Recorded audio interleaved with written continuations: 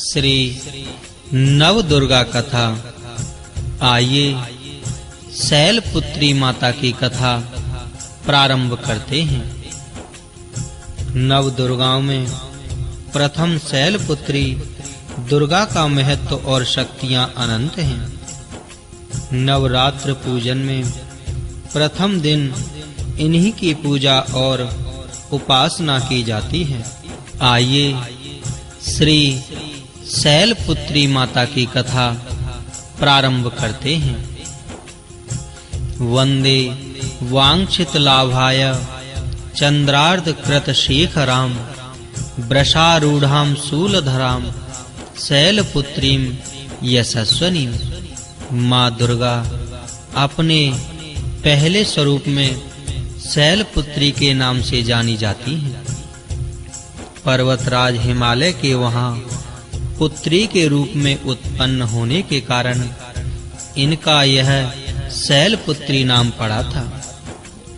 वृषभ स्थिता इन माताजी के दाहिने हाथ में त्रिशूल और बाएं हाथ में कमल पुष्प सुशोभित है।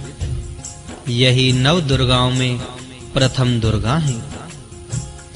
अपने पूर्व जन्म में ये प्रजापति दक्ष की कन्या के रूप में उत्पन्न हुई थी। तब इनका नाम श्री सती था। इनका विवाह भगवान शंकर जी से हुआ था। एक बार प्रजापति दक्ष ने एक बहुत बड़ा यज्ञ किया। इसमें उन्होंने सारे देवताओं को अपना-अपना यज्ञ भाग प्राप्त करने के लिए निमंत्रित किया, किंतु भगवान शंकर जी को उन्होंने इस यज्ञ में निमंत्रित नहीं किया। माता सती ने जब सुना कि हमारे पिता एक अत्यंत विशाल यज्ञ का अनुष्ठान कर रहे हैं, तब वहां जाने के लिए उनका मन विकल हो उठा। अपनी यह इच्छा उन्होंने भगवान शंकर जी को बताई। सारी बातों पर विचार करने के बाद उन्होंने कहा, प्रजापति दक्ष किसी कारणवश हमसे रुष्ट हैं। अपने यज्ञ में उन्होंने सारे देवताओं को निमंत्रित किया है।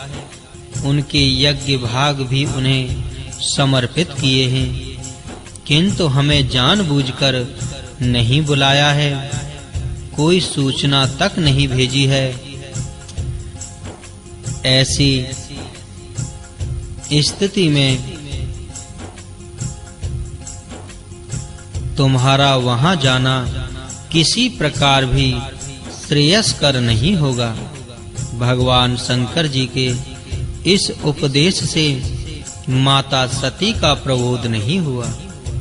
पिता का यज्ञ देखने वहां जाकर माता और बहनों से मिलने की उनकी व्यग्रता किसी प्रकार भी कम ना हो सकी।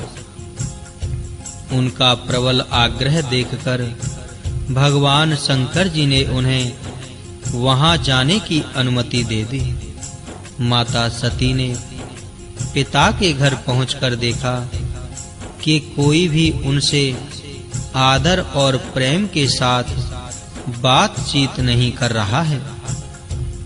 सारे लोग मुंह फेरे हुए हैं।